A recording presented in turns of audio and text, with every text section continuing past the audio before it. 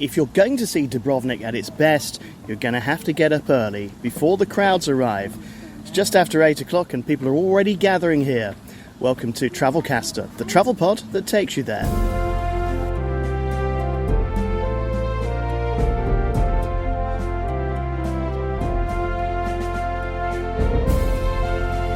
In our last episode, we visited the world-renowned nature reserve at Lockram Island. But today, we are climbing upwards to discover Dubrovnik's city walls. There are centuries of history associated with these ramparts, and they provide one of the best views of the city. So join us on the journey.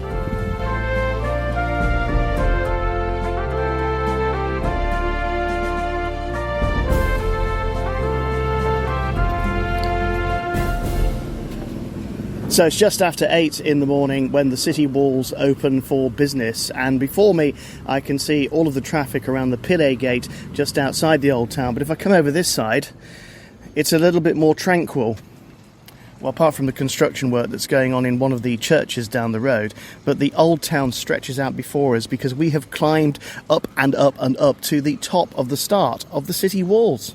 Now, this is considered to be a must-see when you come to Dubrovnik. How best to do it? Well, entrance to the city walls is €35.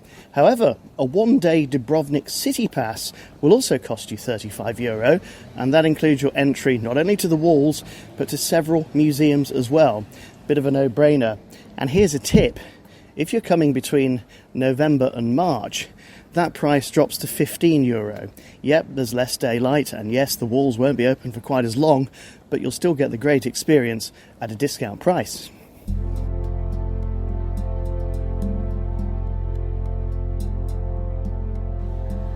Now, be prepared to be dazzled by several features. First of all, lots and lots of stairs. There is plenty of climbing and descending to be done on this nearly 2-kilometre circuit of the city. Today's size of the Dubrovnik wall, says my guide, was shaped in the 13th century. The walls were systematically updated and built up to 1660. And there are 16 towers, 3 fortresses, 6 bastions, 2 corner fortifications, 3 bulwarks, and turrets and moats as well. It's everything you want a city wall to be. In fact, when you go to a lot of other places, the city walls are kind of in ruins and sometimes inaccessible. Not here. They're a main part of the action.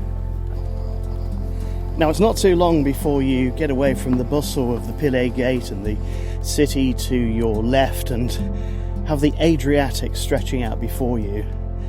And as the sun is just climbing up this morning, it's a stunning sight. Of course, being this high up, you are right above everybody else in the city, including the people who live here. And while I've got the Adriatic to my right, to my left, I've got lines and lines of washing. People have got their smalls out.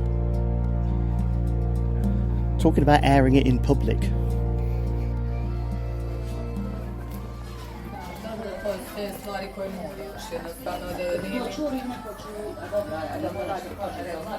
It's not just the early bird tourists that are up at this time of day, it's also the cafes. Dotted along the wall, plenty of places to grab refreshments. Yes, at an inflated price, €3.30 for a small bottle of water, but hey, with a view like this, you can't complain.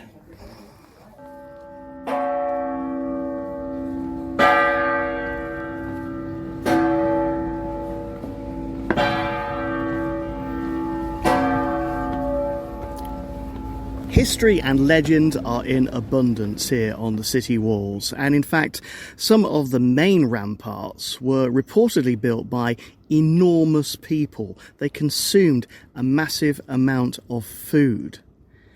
And when it came to finishing off their building work, they were celebrated by a chant which went along the lines of, "You fat bastions, you ate all the pies." You won't find that in any guidebook.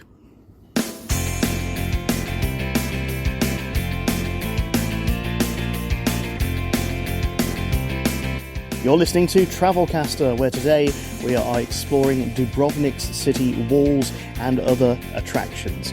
To find out how we got here and what to do when you come, check out travelcaster.blog. And don't forget to subscribe, whichever platform you're listening on.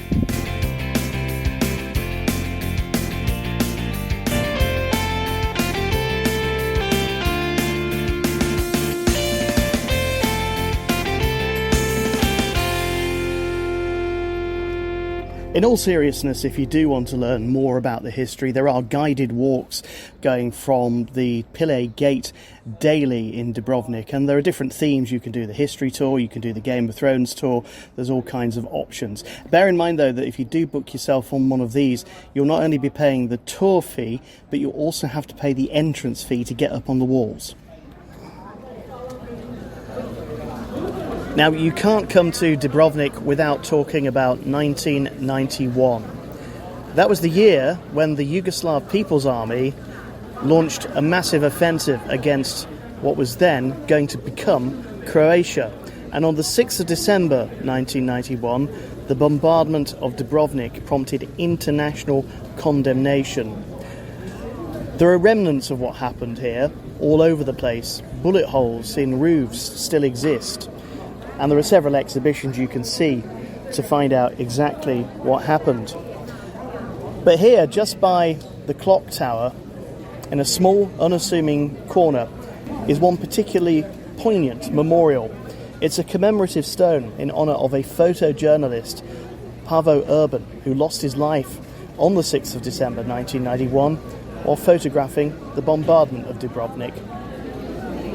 As a journalist, that really chimes home with me. We come, we describe, we report on what we see.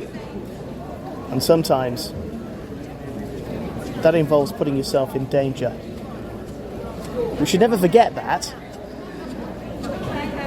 And those events of December 1991 ultimately led to what we know as the Republic of Croatia today. Independence followed.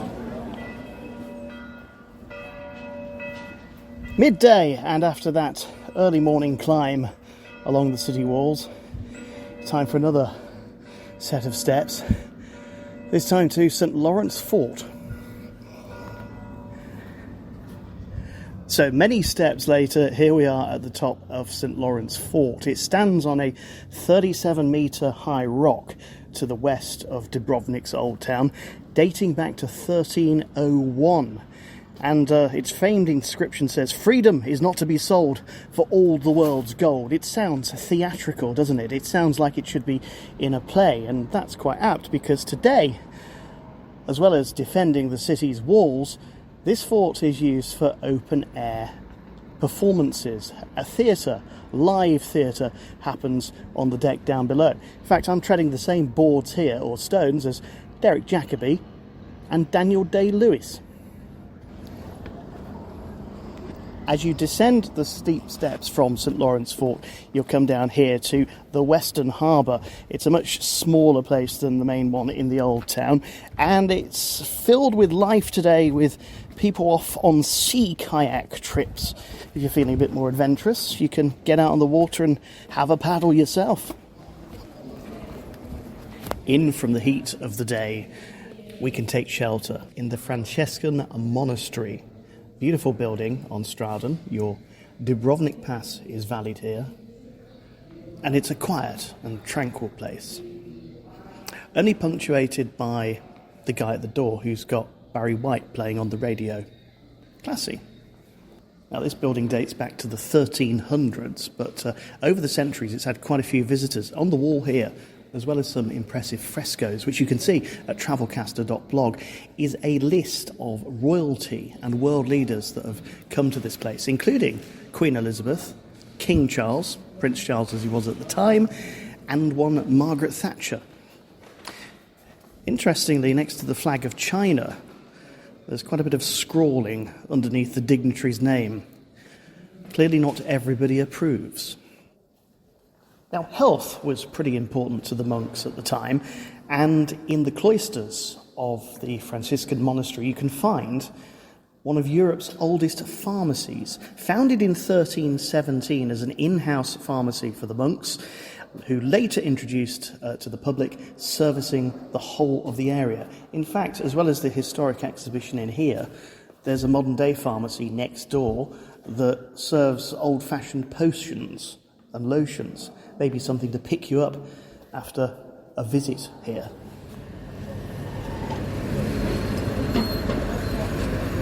When I read that Dubrovnik had its own brewery, and not only could you visit it, but you could also drink there, I thought, well, that's a must. So I took a number 1B bus from the Pillay Gate down through the port of Gruz, and just before the bus station on a really busy roundabout is an old salt factory, which is now home to the Dubrovnik Beer Company. There are 6 types of brews here, everything from a lager through to a stout. And if you're feeling really stout, you can have a flight of beer, 4 different brews for €12. It's not bad value, it's really good drinking. The only downside is the location. It's on a massive traffic island next to a busy garage. And for the past 15 minutes while I've been sitting here, there have been vehicles reversing and almost crashing into each other as they leave the workshop. Never mind.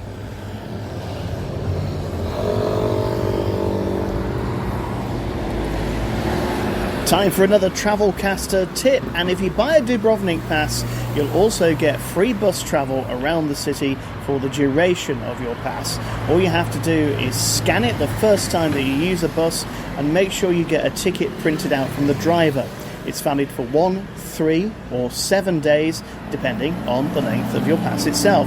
Bear in mind though, it's only valid for buses in the city district. If you want to go further afield, you'll have to pay extra.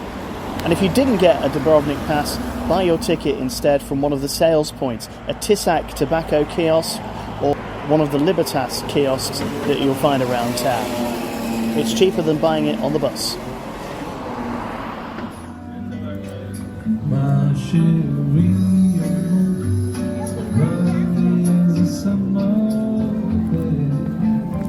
With the clock tower in front of you, turn right, head past the Rector's Palace and right again by the cathedral, and you'll come here to a little quarter of Dubrovnik that's one of my favourites.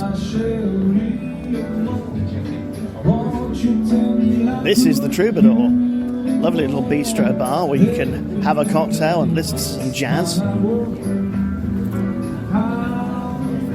And just around the corner is Burro, a lovely bistro which does Italian and Mediterranean food at a decent price, given it's the middle of the old town. Highly recommend it. Now, while it's possible that you may find the Burro restaurant in a tourist guide, here's a place you won't. Standing at the harbour with your body looking out to the sea, take the path around to the right. And when you see the little hole with the sign saying aquarium, come through to the little alley off the back of it, and you'll find a couple of great Italian restaurants, and in betwixt them, Miho Prakat, the official seamen's club of Dubrovnik, founded in 1953 and named after Prakat, who was an extremely wealthy seaman back in the 16th century. He gave his wealth to the nation, which is just as well, because this is one of the cheapest bars in Dubrovnik. A large beer for €5 is not to be sniffed at. The only thing is, you got to pay in cash, no cards. The plus side is, there's an ATM built into the side of the bar, so you've got no excuse really. Well, it turned out it was cabaret night at the Seamen's Club because they wanted to know what should they do with the drunken sailor. A man was thrown out as I was sipping my beer on the terrace there, but never mind. I ended up this evening in one of Dubrovnik's newest bars, opened in 2024. It's called The Fat Bastard. Well, it's got to have an original name to get the attention around here.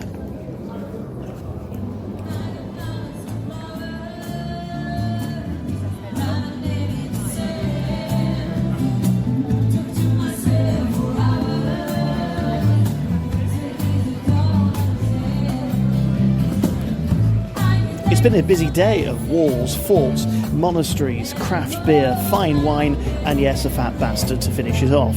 That's going to just about wrap it up for this edition of the podcast. Don't forget to find out how to get here and what to do when you arrive. Check out travelcaster.blog. Subscribe wherever you're listening and join us again soon for another edition of Travelcaster, the travel pod that takes you there.